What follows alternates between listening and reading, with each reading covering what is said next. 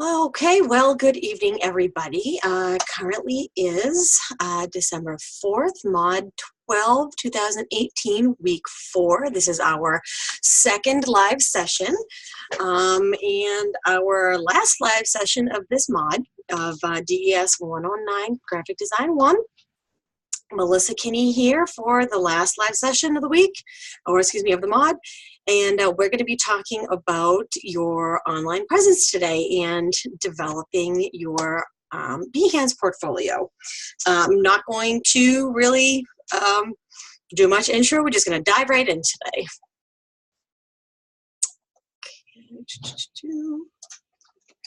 Okay, so first off, like I said, we're going to be doing, we're talking about the online portfolio today. Why create an online portfolio? So first off, what is an online portfolio? An online portfolio is years and years ago, which makes me sound like a dinosaur, but that's okay. The designers and artists would compile pieces of their artwork, of their designs, and put them together in what was called an actual portfolio, like a pad portfolio, and would bring that collection of work to potential employers. They would bring them to their interviews to showcase their work, to feature their work. These days, as we were talking yesterday, today's world of design is kind of moving more towards the digital age, is becoming more digital. An online portfolio is much more prevalent these days.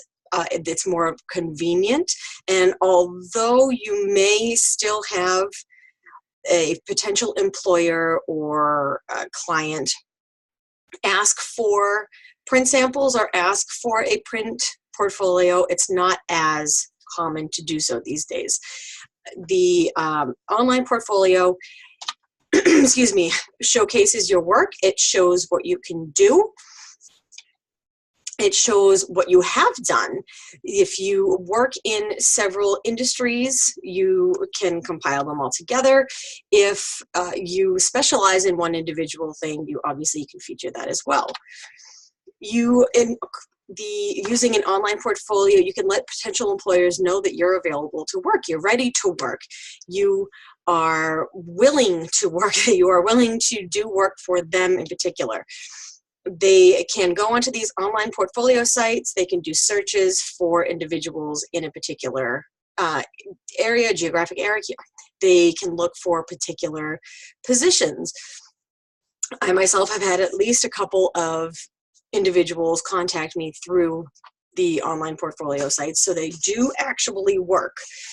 Some might think that, oh, well, I'm out there, but no one's looking at my work. Excuse my husband with the sound of the kitchen chair against the floor there. So you might think no one's looking at your work. That's not necessarily true. And we want to make sure that we're doing all that we can to drive people to our site, to drive people to our work, to click on our work. The best way to do that is by featuring your best work, and to, like I said, to let these potential employers know that you want to work for them, you want to showcase their product, their message, maybe improve upon their current brand identity, you want to create for them. Another potential benefit for using an online portfolio is that you build a network of resources. We discussed this a little bit this past week in the discussion. We're currently working on that as well. It is incredibly easy to do that. It's very similar to the social media sites, just like Facebook and Twitter and Instagram and all these other things, where you are connected with people, whether you know them or not. The online portfolio sites are very similar in that you are building a network of individuals that either can use your work or that are in the same field as you. You can collaborate together on individual projects, use each other's ideas, obviously with permission. You know, kind of work off of each other, use each other as inspiration. And additionally, like I said, you can also build a network of clients that it can also serve as a resource for your clients to refer you to other individuals. Additionally, or lastly, I think that's the last bullet I have on here, it provides a great first impression to employers. That shows that you are constantly working to improve yourself, because if you have an online portfolio, you're going to be always working on that. It additionally shows that you are prepared, that you are ready to show the employers what you can do, and that is going to be a better impression if you have your online presence, as opposed to a resume that happens to go into an employer that doesn't have something. Your future potential employer can go to your online site, take a look at your work, and kind of visualize how you would be a good fit for them. If you don't have that availability, if you don't have that resource for them, they might knock you off of the chopping block before you even get a chance to show your skills. Excuse me. So the benefits of having an online portfolio: it's constantly working for you, and it increases your visibility out on the interwebs. And the reason why I say it's constantly working for you is because it is an online tool. It can network virtually anywhere. So if I'm here on the East Coast, I can have people in Italy or Australia or wherever looking at my work while I'm asleep. Oh my goodness. Sorry, my allergies are kind of working against me tonight. Okay, I think it went away. So whether or not you are putting images or effort into it right on that particular second, someone can be viewing your work without you actually doing anything right there. Obviously, you need to keep up with it, but in the interim, where you happen to not be actually uploading work, making adjustments, adding keywords, what you have up there currently will be almost conducting your efforts without actually putting in any additional effort there. Another benefit is that it is flexible. Like I mentioned in the previous slide, potential employers can actually view your work. They can view your work before you even meet them. They can view your work during your interview. They can view your work after the interview. They can share it with whomever they like. You can share it with whomever you like. You don't have to worry about making sure you have your actual hard copy excuse me, to bring to your interview and potentially have it forgotten in the backseat of your car or on the kitchen table. One suggestion I like to make is there are several sites out there, and I'm going to go over that in just a second. What I like to try to suggest is when you get to a point, not necessarily this week, obviously, because it does take a little bit of work. Once you've built up a little bit of work, a little bit of a collection of work, try to get on one or two other sites as well. You can even put up the exact same work, but it's kind of like not having all your eggs in one basket. If your Behance portfolio site happens to go down on a day when you happen to be interviewing for a position, and that's the only site that you have, that can be really detrimental. It can potentially reflect poorly on you, even though it may not have had anything to do with you. You're not necessarily working behind the Adobe counter with the server trying to make sure that it's up and running. So, having a couple of different options is always beneficial because you have a backup just in case one of them is not working. And in that respect, again, it's also very flexible. Keeps you organized and up to date, which is incredibly accurate. It will keep you organized because it's going to constantly have you thinking about your work and what you are currently working on, what you used to be working on, what you maybe should work on in the future. And it's going to have you looking at your old work and determining whether or not it's your best. And you can also, I may have mentioned this either in one of the recordings or in one of the discussions, I don't remember. You can almost use that as some of your inspiration as well. Maybe you had a project that you did 5 years ago that you didn't realize, but you kind of had gotten away from that particular design, and that trend is coming back, and you could very easily incorporate that into a lot of your work and automatically make it current again. It also, like I said, also keeps you organized because you're constantly thinking about your work. You're constantly creating a collection. It provides resources for research. Like I said, you can always look back on your old work, and that's kind of one resource right there. It also additionally on pretty much all of the sites, and I'm actually going to bring up an example right now, and I didn't think of it until just now, otherwise I would have had this prepared. On pretty much any of these sites, they consistently have suggestions on their home pages of individuals to look at, of maybe design trends, of potential employment opportunities. So these are all different resources that you can use. I'm actually going to just drag this over real quick right here. This is my one of my work emails because, you know, I have like 3,000 of them. And this was actually one of the portfolio sites that I have. See what design projects are trending at Coraflow today. And I thought this was interesting that this showed up just today when I was going to be going over working on portfolios. So all of these are all individual designers, and these are pieces of work that they happen to be featuring. You click on it and it's going to bring me to that particular image.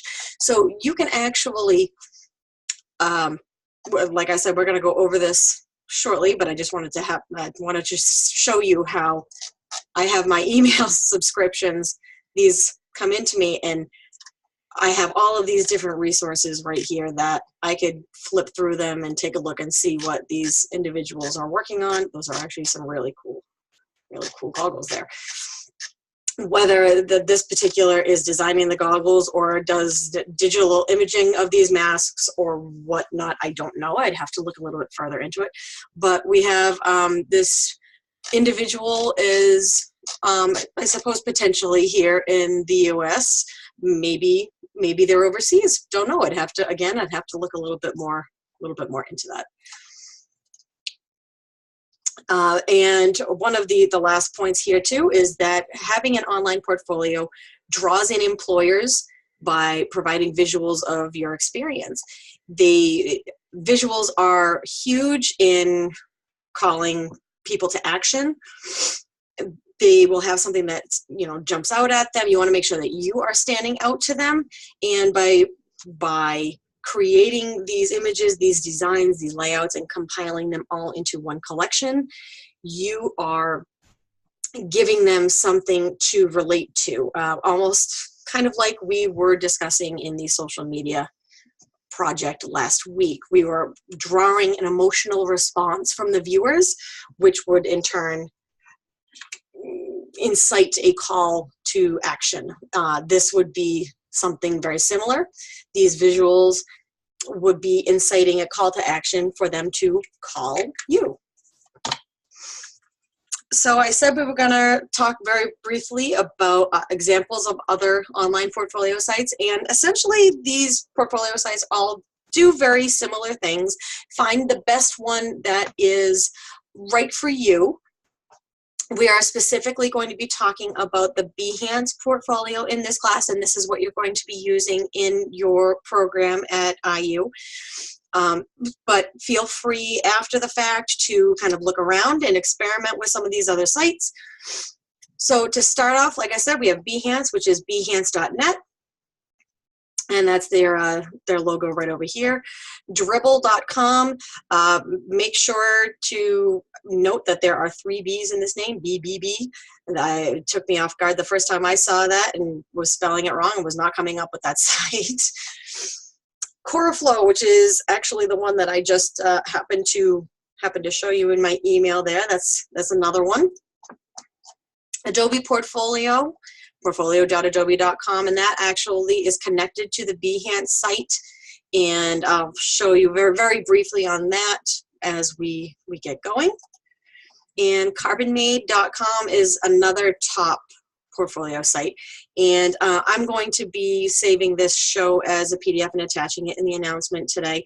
And actually, let me write down the link to the portfolio site article. This is a great article that kind of gives you a comparison, a pros and cons of the different sites, and right down below here. I mean, you could type that whole thing out, but it probably is just easier to copy and paste from the PDF. And you can kind of read through them and determine which site is better for you, whether you're looking more for something that is really just ready to go and drag and drop kind of thing, whether you're looking to kind of customize it a little bit more. You can kind of read through the different ones and determine, like I said, what is going to feature you in the best possible way. So what should your portfolio contain? Obviously, examples of your work. That's the whole purpose of your portfolio. You want to make sure that you are featuring, you are showcasing your work and your skills. I also try to suggest to watermark your images wherever possible. You can very easily create a little watermark, whether it is a little icon, just your name, whatever, in Photoshop, in Illustrator, InDesign, whatever, and kind of keep that off to the side where you know that you can find it and drop that onto your images before you upload them onto your portfolio. That way it's an indication that that is your work. No one else can take it from you. That your design work is going to become, or the second it is created, it is your property, your mental property, and you want to protect it as much as you can.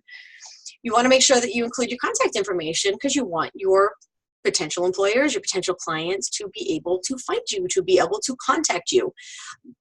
I hate a website that you go to and you're interested in their product and I have no idea how to contact them. There's no phone number, there's no email. I know that in my own web design classes, I know that forms are really helpful and useful. I hate them because I can't contact the individual or the company myself. And if I fill out that form and I never hear from anyone, there's no way for me to follow up except go back into the form and fill out another one. And I don't know if that form is going into some dead email inbox, or if the individual at the receiving end just doesn't care. So I like to make sure that I can contact them myself. Make sure you provide whatever contact information that you prefer. Phone number, email, sometimes if you want to include the best time to contact you if you're providing a phone number. You want to provide other websites, you can do that. But it's definitely some way for them to contact you. You want to include little information about yourself. Do something that will make you stand out from someone else. Maybe you want to include that your favorite activity is snowboarding and that's where you get most of your inspiration. Maybe you want to talk about the fact that you have 12 chickens.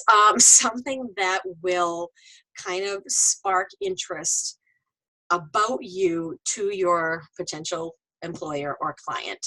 You could also be the type of individual that prefers to keep it completely professional, and you want that to kind of exhibit the way that you are going to conduct yourself, and that is absolutely fine too. Do whatever you are most comfortable with. Share the information that you are comfortable with. You want to make sure that you are not putting yourself in a position that that you're discussing things that you don't want to be discussing. Obviously, share share information that, again, that you wouldn't mind talking about.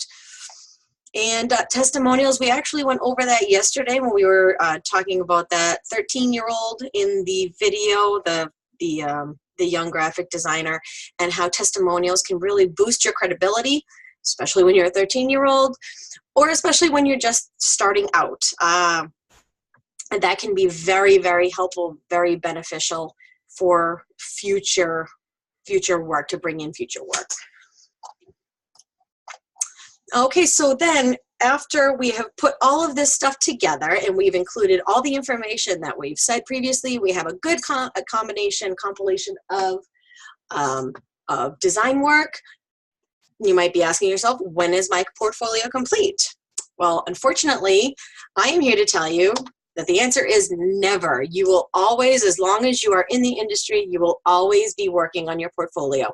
And don't let that scare you. That is actually a good thing.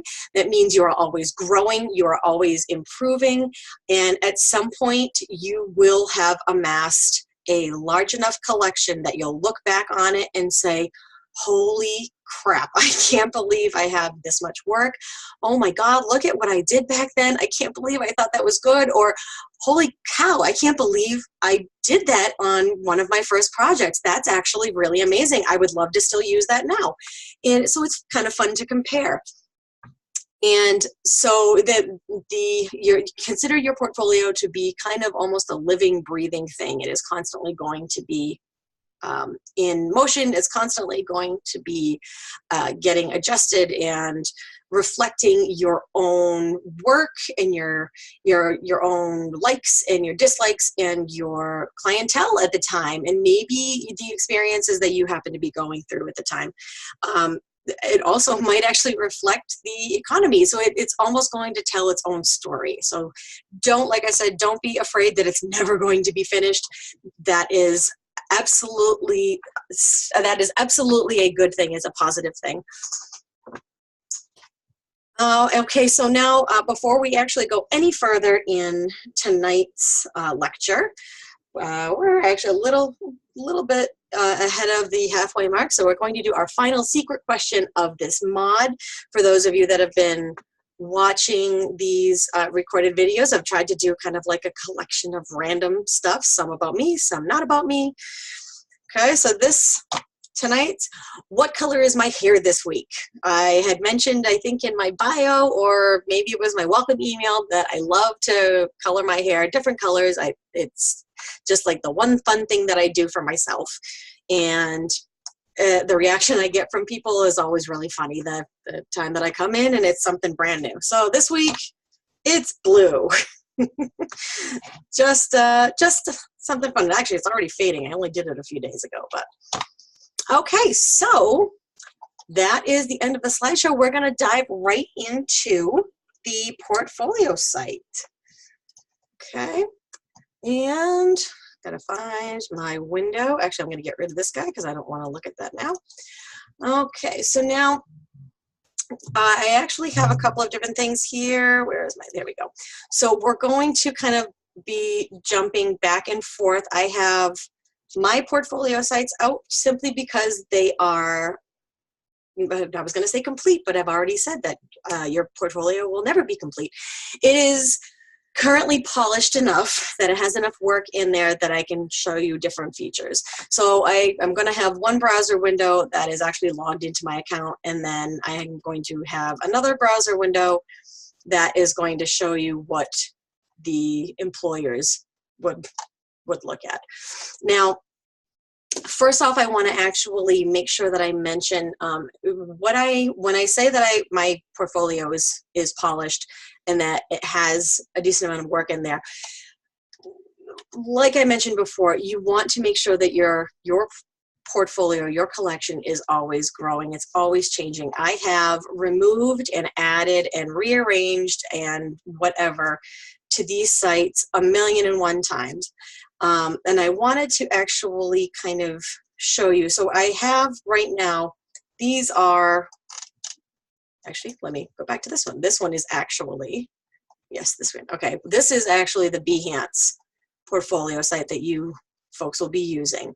And it is currently divided, mine is divided into categories of the different kinds of work that I do.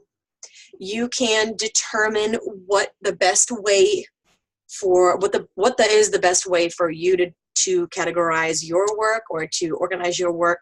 You might want to put together projects according to an individual class or maybe an individual type of work. As you can see, I do a lot of different things depending on what the needs of my clients are. I have different kinds of graphic work. I have some fine art work, some photography and web design. So that's kind of how I've divided my particular portfolio into, I've got some video presentations here, packaging design.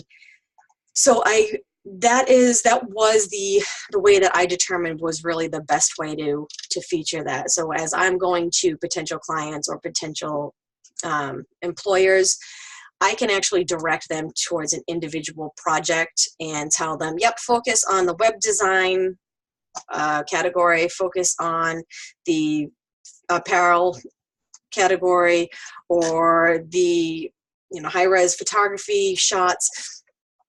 That was, for me, the best way to do that. For you folks right now, it might be best to divide it up by class. That you might find is the most logical way to do that. You can actually also, once you get in there, you can actually arrange all these so you can put what you consider to be the most important up top here, and maybe the lesser important ones down at the bottom, and I can show you how to do that in just a little bit. But I wanted to make sure that I mentioned this because these are not the only pieces that are in my portfolio. You can click these individual pieces and the individual projects, and there's a lot of work in each individual. It's almost like an album. And so this kind of encompasses over a decade, almost 2 decades now worth of work. I have seen portfolio sites that are kind of lacking. This is actually one in particular that I wanted to show you. This gentleman is a friend of mine, and he is an amazing, amazing designer. He's been doing it for probably almost a decade at this point, and this is the only work that he has, mainly just because he hasn't considered the real need for putting it together. And so, and I think these were the last 2 images that he put in there, and he did that about 2 years ago. Oh, excuse me. Sorry, my dog is upset about something. So it's really unfortunate because he hasn't really shown the CoralFlow community just exactly what he can do. Which is really sad, because if he needs to switch jobs or someone's interested, they're going to take a look at this small amount of work and possibly be disappointed. And it really kills me because he changed jobs in the last year, and if he had been compiling work kind of as he went, he could have had a much larger, more extensive and much more impressive collection. I think he was a little afraid to maybe post some stuff because he was working for other organizations. If you are concerned about property issues, that is definitely a viable concern. You can always discuss your concerns with your professor if it happens to be a class, your current employer if it happens to be for your job. A lot of employers are very understanding in that you want to showcase what you can do, and they're not necessarily going to take that as a stab that you're trying to leave them. So you can always approach it delicately, and make sure that you credit the ownership of the piece that you designed, that you designed the piece, but that you don't own the piece anymore. So I just wanted to make sure that I'm not patting myself on the back here. My portfolio, like I said, is always in the works, but I just wanted to stress the importance of kind of keeping up with it. When I Unfortunately, when I got started with all of this, I had not considered graphic design to be the field that I was going to end up in. And at the time as well, print and hard copy portfolios were really more prevalent. So I kind of had to do all this from scratch, and I had been let go from a position, and I had nothing but a few printed pieces to show for it because I hadn't been compiling. The fact that you folks are all required to create this portfolio site and then keep up with it throughout your program is actually great, because by the time you're done with your program, you're going to have a whole bunch of pieces that you're going to be very proud of, and or maybe some that you will want to go back and touch up a little bit, and that's fine too, because you're always going to be doing that. So, but my point is that you are going to have this that has already been created for you, and you're going to be going out into the workforce with something to show for it, and that's awesome. I had to spend hours and hours and hours putting something together on my own, and I had to kind of learn it on my own. So, but it's very typical, but that's what we're here for. So we're going to get started now that I've jabbered on. And where is my Mozilla one? Oh, actually, I guess this was it. So, so to start off, when you, let me see, actually, I think I actually need to log out before I do that. Oh, you know what? No, I'm sorry. I'm sorry. There we go. Behance.net. Okay, so this is their main page. You're going to create an account. Okay, you can sign up with email. You can sign up with Facebook or Google Plus if you have those. That is completely up to you. You can also sign in if you already have an Adobe ID, which some of you or all of you may, given that we're working with the cloud. So you can use that ID, and if not, create a new one, sign in. You all know the whole spiel with creating accounts, I am certain. And if for some reason you are not a problem. Come in on Thursday, the multi-session, I can walk you through that. That's not a problem at all. So once you actually have something up, we have over here, we have some basic information, a brief little bio, work experience, and all this information I had to input myself, okay? Once you are in here, you can actually go into settings and create a few, oh, sorry, hold on. Oh, goodness gracious, I don't know why it's asking me for my password. Okay, so you can actually, I have gone into my avatar, into settings, and you can go through all this information and kind of set it up how you prefer, how you want to be notified, all these individual things. You just read, determine whether or not you want it set up like that. You can block users if you want to.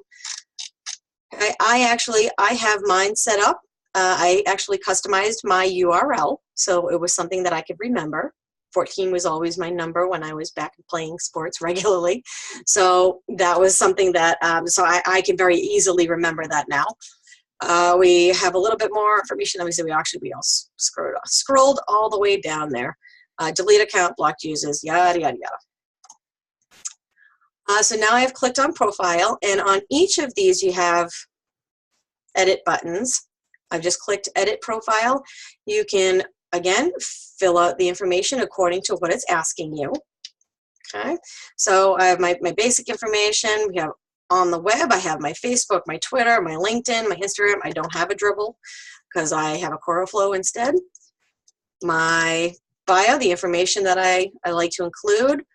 A little bit of work experience, which your work experience currently may be fairly limited. Make sure to include it anyways, whatever you got, because that will build up very quickly. And this essentially is like a resume without being an actual resume. We have a couple more websites right down here, and I don't know if you've noticed, but as I've been scrolling all the way down here, these portions have been lighting up. So as I scroll back up, you'll notice that they're highlighted. So I've actually covered all of the profile information just by just by scrolling down. If you want to replace or include an avatar like I have here, you click the replace button, upload a file, boom, Bob's your uncle. Okay, go back. So the main thing that I actually want to make sure that I show you is how to create a project on this. So the projects are these individual albums, if you want to call them that. Okay, and we have create a project right up here. And we have, this is the project editor, excuse me. So we're going to start building my project. I am just going to, where did I put that folder? I just picked a very random thing. These are just some photos I was optimizing, excuse me, for a client. So we're just going to use these as some samples. You can drag them in, get upload files. We got some text we can add. We got right over here. We have 2 ways to do it. I can click files or I can click upload files over here easily. Now I am going to go, let me see, I have Matt Lee, Facebook posts, and obviously this you don't have to remember. I am just searching for this particular, for this particular folder, Facebook posts, pictures, and I'm just gonna grab 4 quick, I don't want that one. I'm gonna grab 4 quick ones. And after I've selected it, you'll notice that they started out dark. That's because they were buffering, so to speak. They were uploading. And you can actually create these a little bit smaller if you like, before you upload them. I prefer to keep mine a little bit bigger, but that is completely up to you folks. When you have uploaded them, you can customize this layout. You can add text over here, or you can actually add text with the individual file here, depending on what you want to do. If you want your entire project to have the same kind of caption below it, adding text in here might be a smarter option. You could also edit the styles, and this would actually apply to the entire project. You could do the spacing between, let's see if I can scroll, there we go.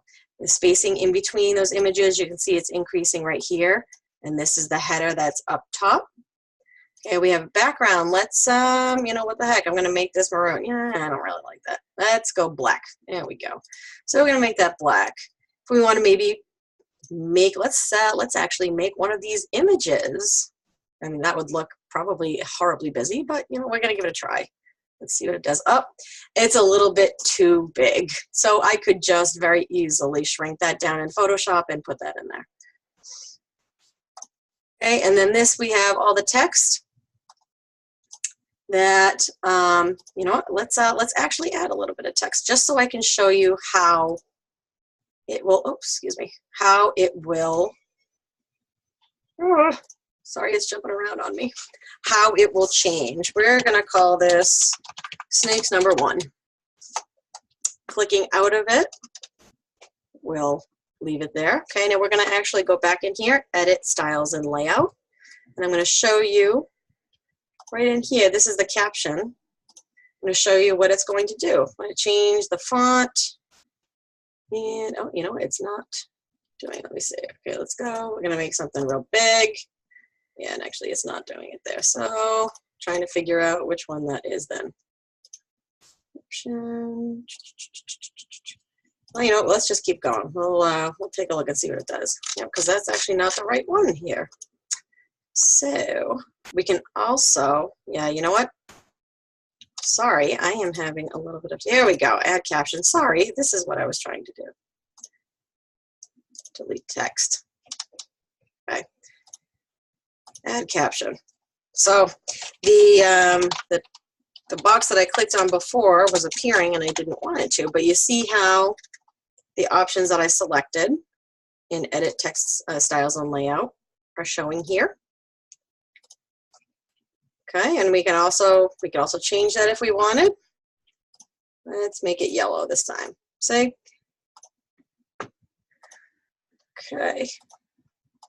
So you can play around with that, customize it however you'd like. I typically like to make sure that my styles are all the same So if I have all my captions, excuse me, if I have one that I've made in italics and it's yellow, I like to make sure that they're all in italics and they're all yellow. If there's maybe snake number 1 and this is, I don't know, spider by butter, which actually apparently is, these are all actual breed names for God only knows for a reason. Maybe I actually want that to be a little bit smaller. You can actually do it right within here as well. So yeah, that's obviously a little bit too small, but you know, you kind of get the gist. Maybe if I wanted to have this category be slightly different, I could very easily do that. So once you have however many images in here that you want, you can save it. I'm going to actually save it, make sure I don't lose any of my work, and I'm going to hit continue.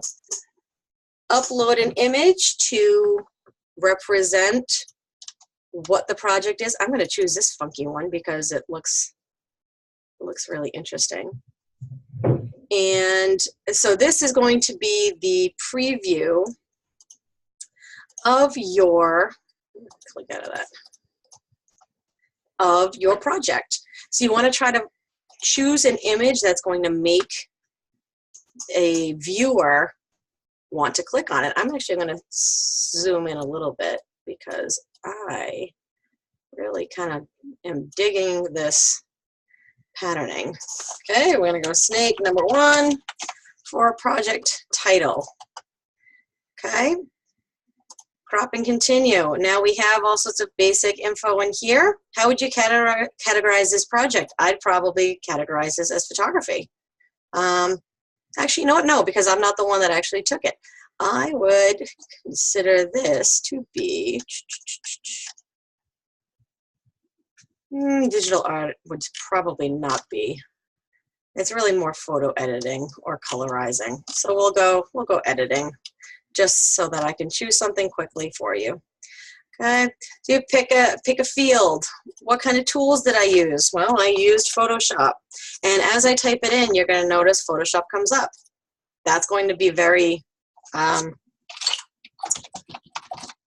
I didn't use InDesign here, but I just want to kind of give you an idea for the different things that will actually show up in the search here. Co-owners, I'm the only one that worked on it, so I don't need to add anybody else's names, and I don't have any copyright or license for it. And so I'm actually, I'm sorry, we have these additional tabs. Display, we're displaying it on Behance. I like to have comments on the project so I can see if people are commenting. Discoverability. Again, I like be able to be found. Just you want to make sure that you fill out as much information as you can. For keywords, I actually have a site that I will be including in the announcements. This is a quick article that kind of shows or explains how to come up with the best keywords to make sure that you increase and enhance your discoverability. Web banner design services, logo design services, landing page design services. So using the correct keywords or using appropriate keywords are going to be one of the main keys to making sure that you are, that they can find you. So I'm actually going to just, this is not necessarily design related, but this I've actually found by using, these are essentially hashtags.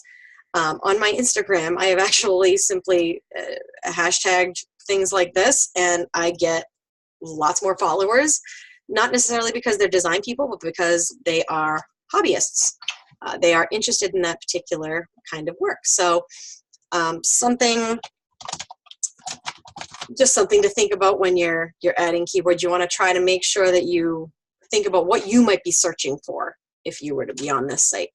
So photo editing of Facebook photos, because that's what I was doing.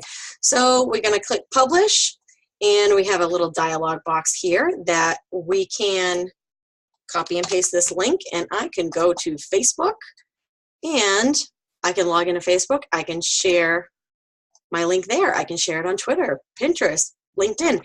You can share it wherever you want because you have the link, the URL right there.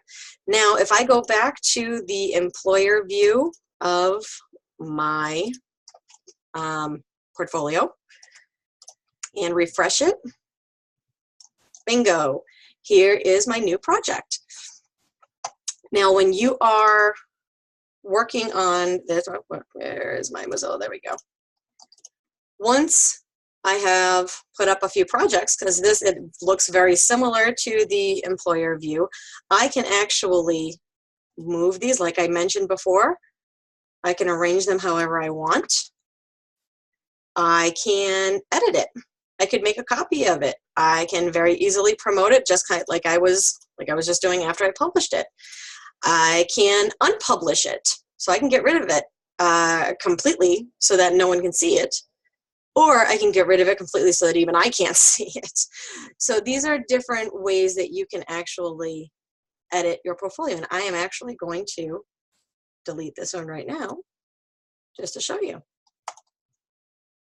Bingo. And I'm going to go back here and refresh, and it shouldn't be there anymore. Oh, we have an invalid project. See, now that's actually good for me to know. So now I go back to Mozilla and get rid of that one because that was confusing me. There we go. See, now I'm going to have to look into that and figure out why it's saying invalid project, because it is not showing up here. So I'm teaching myself something tonight.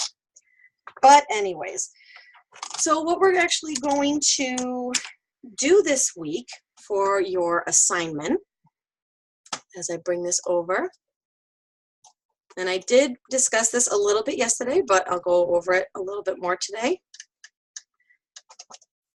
Okay, so now, seeing as it is essential to having an online presence in 2018, we are, like I said, we are working on getting you guys out there, having your work being viewed, and looking as professional as possible.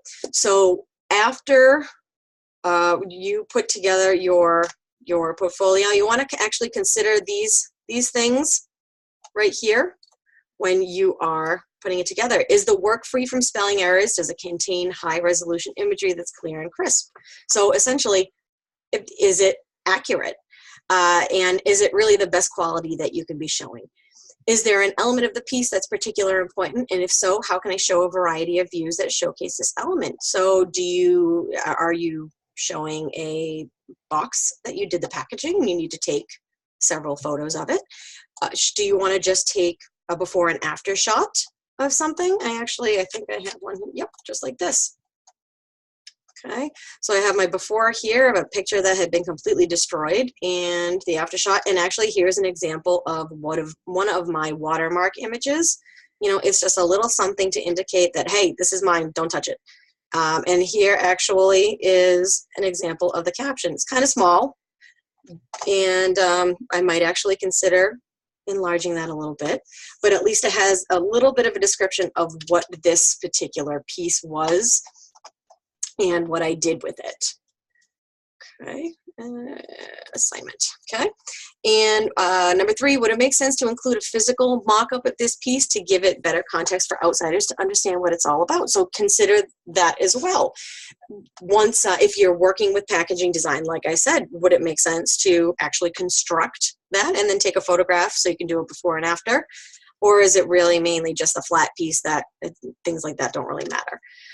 So the assignment instructions, you're going to create your site using your name, complete the profile like we looked at today, upload a picture of some sort, whether it's of you or an avatar that maybe you want to use. Make sure everything is professional looking. Then you're going to be taking your revised poster that you created for assessment for this week, and that's going to be your first piece. So again, consider how you want to organize your work, how you want to upload that, if you want to do it as DES109 or graphic design work, you know, however you want to label it. Be sure to use the skills and tools at your disposal to edit and compose your work so it is professional in presentation. Pretend that you are using this immediately to try to get a job. How would you present yourself? When you're finished, submit the URL to the Behance site in the assignment comments. Make sure that you see that. And then also email the link to your FPA and CC me so that I can see it. And if you don't know who your FPA is, let me know. I have a list so that I can let you know. But I'm pretty sure you guys probably already know who your individual FPA is. Oh, I did need to actually make sure that I mentioned that Behance, Behance does not accept all file formats. So you guys are saving most of your projects here as PDF format. They don't accept that to upload. So you need to make sure that you save it as a JPEG. They also accept PNGs and GIFs, or GIFs, however you particularly pronounce it. But a JPEG is probably going to be the most universal. I'm going to include this link in there too. So if you don't happen to remember, it also actually has the the size limit and various other information on here as well in terms of uploading it. Let's see, want to make sure that I don't miss anything here. Oh, actually, I do want to make sure that I mention, if you have another website, or maybe you just want to use the information in an email signature, you can actually find the logos for the individual portfolios. This particular one actually happens to be on Dribble's site. Again, I will copy and paste that link in an announcement, or maybe just in the announcement for the recording. And so you have the individual links here that you can hyperlink directly to your portfolio site. I actually have in my my email, let's see, I don't know that I have my email up anymore. No, it doesn't look like I do. But I actually have my signature so that anyone that happens to be conversing with me through email can actually just click on any of the 4 or 5 links, icons that I have on the bottom of my signature, and it goes directly to that individual site. So this particular one is Dribble. This one, flat icon, is actually great for lots of other different icons. I mean, take a look here. This is all Behance. Some of them are old, some of them are current. And then we have, Facebook, LinkedIn, all of these different items here. And I'm pretty sure most, if not all of them, are free. And you can download them in different file formats. So some of them are in color, some of them aren't. You can use whichever ones you like. But it's really useful because they're all, these logos are all identifiable, especially to people in the art community. So so the individuals can see that and recognize that that's somewhere that they might want to be able to visit in order to kind of see your work. And one other thing I did want to make sure that I mentioned, where is it? I'm sorry, I'm like kind of jumping back and forth here, but I wanted to make sure that I grabbed it. And I just cannot remember if it's in this one or not.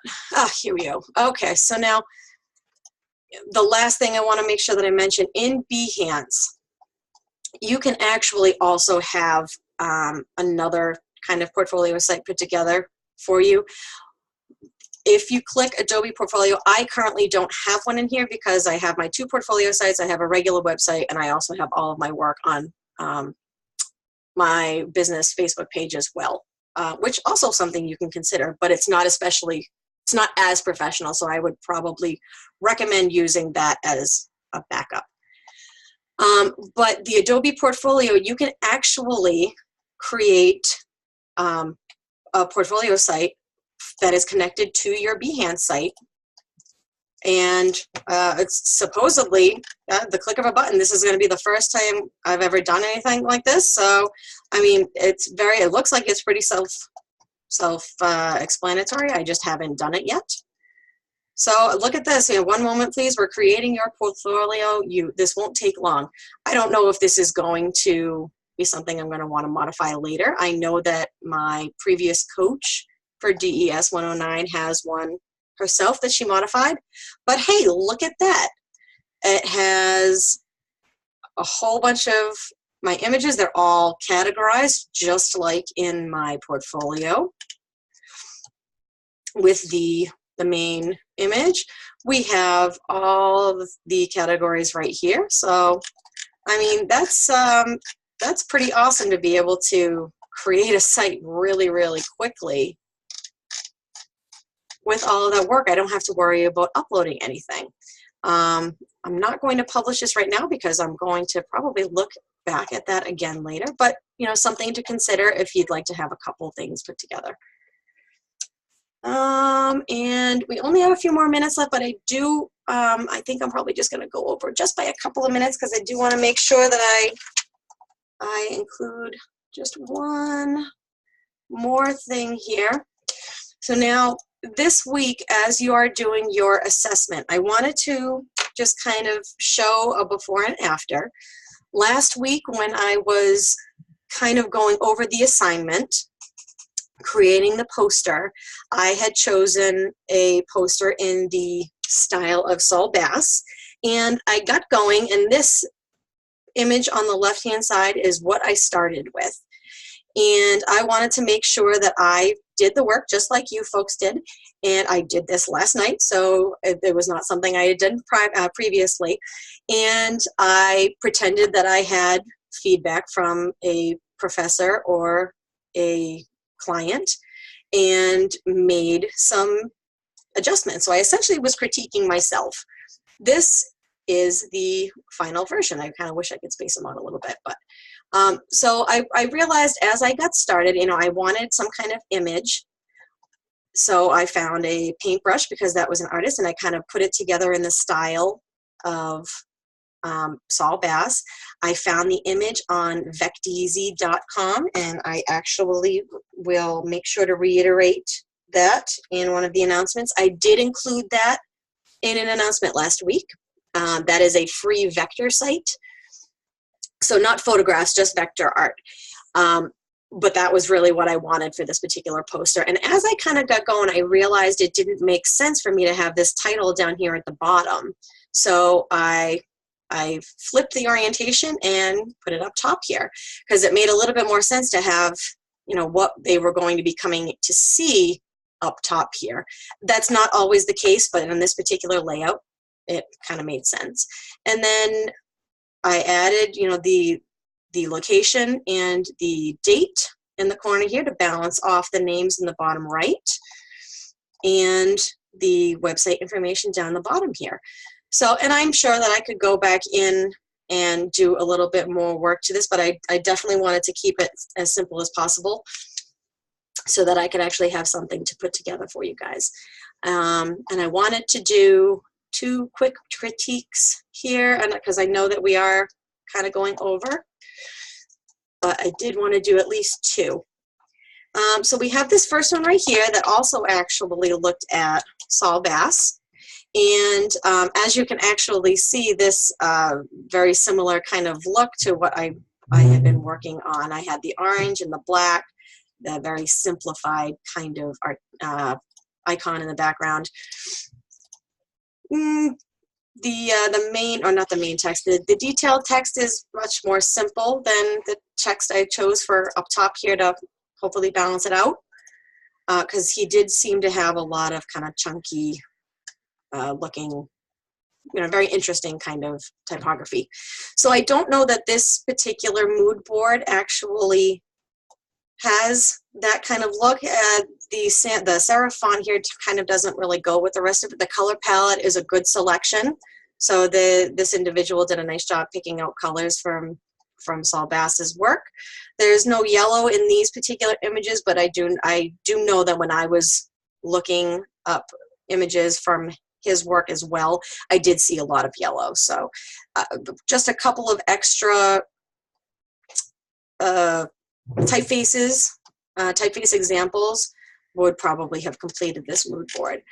Now down below here, what we had been looking for was really not necessarily a duplication of one of their pieces, looking for something in the style, and I think this individual kind of had the idea of what they were looking to accomplish, but just weren't quite there yet.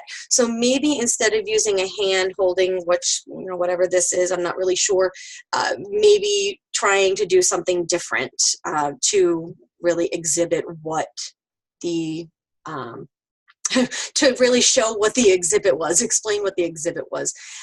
And the color choice was great using the block. I found it very interesting that this particular image came through looking similar to mine.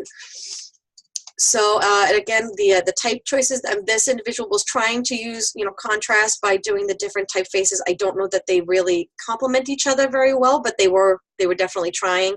Maybe using some kind of simple font with something that happens to be kind of chunky, like, you know, one of these up here, and increasing the contrast by creating some much larger text with some much smaller text, increasing the weight on a couple of them, maybe, that, you know, that kind of thing. And there's a lot of space right here that I know that he does on some of his, he does actually use quite a bit of negative space, but I just feel like there's something missing here.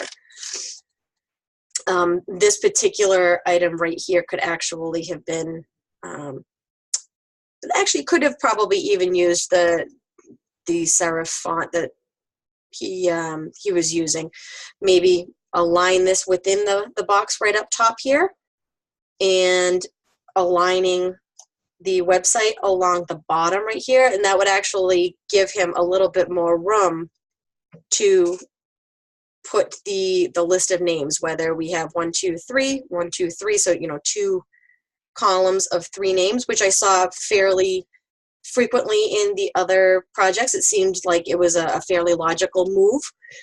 Or if this individual wanted to space them out, maybe by inserting bullets in between them, that is also a possibility. So just a couple of different options that this individual could use. And then this was another submission going for a Paul Rand look. Again, this individual didn't include any extra typeface examples. There are, you know, obviously a variety of typefaces in the imagery here. Great looking color palette there. And down below here, I thought it was a really interesting layout. This student obviously was trying to kind of do a slightly offset alignment rather than having everything be center aligned, which I thought was interesting, and I think they were probably kind of trying to go along the lines of this one, this piece right here. So I can tell that that was intentional, but I think it's a little bit too close to the corners. Maybe even just spacing it just a little bit to the right and then a little bit down, just to give it a little bit more room, so it doesn't feel like it's falling off. Same thing with the green one here, and I think that would have been very, or I think that will hopefully be very effective in what they were trying to accomplish here. I also really liked the simple lines, the simplicity here, connecting the individual artists. That almost created a little group of the artists' names. Again, we have a little bit, maybe too much room over here. If we took this whole group and just pushed it over to the right a little bit, I don't know that I would change anything about the typography, because I do like the simplicity of that particular image. The typefaces, I'm sorry, I'm just kind of like moving my mouse around as I'm talking. I'm Italian. I move. Down here, though, I don't think that this particular line kind of works the same way. I think if this student were to break up these two lines of text and put the date maybe right below it, and then put these 3 lines of text all together, and then center align it, I think it would be very effective. But this, I mean, this individual, both of these individuals did really, really nice jobs. And hopefully, you know, we'll take the feedback that I provided. I know that there was a lot more feedback actually in their PDFs, as I hope the rest of you were looking at your rubrics, looking at your looking at your annotations in the PDFs, and email me, call me if you have any questions. Come in on Thursday to the multi-session and ask questions there. It's going to be your last chance for critiquing, so I want to make sure that we get them in. And I don't think I actually had that in my PowerPoint, but that's okay. So yeah, this is going to be the last time for this mod that you're going to be able to get critiques or any kind of advising. Everything is due on Saturday at the latest. So I want to make sure that I help as much as I can for all you folks. So, and now that we are 7 minutes past, I know I kind of breezed through those critiques, but I didn't really get to any last night, and I wanted to make sure that I did at least a couple for you. So I guess with that, that concludes our session for tonight, and I hope that you all have a very nice night, and hopefully we'll see some of you on Thursday in the multi-session.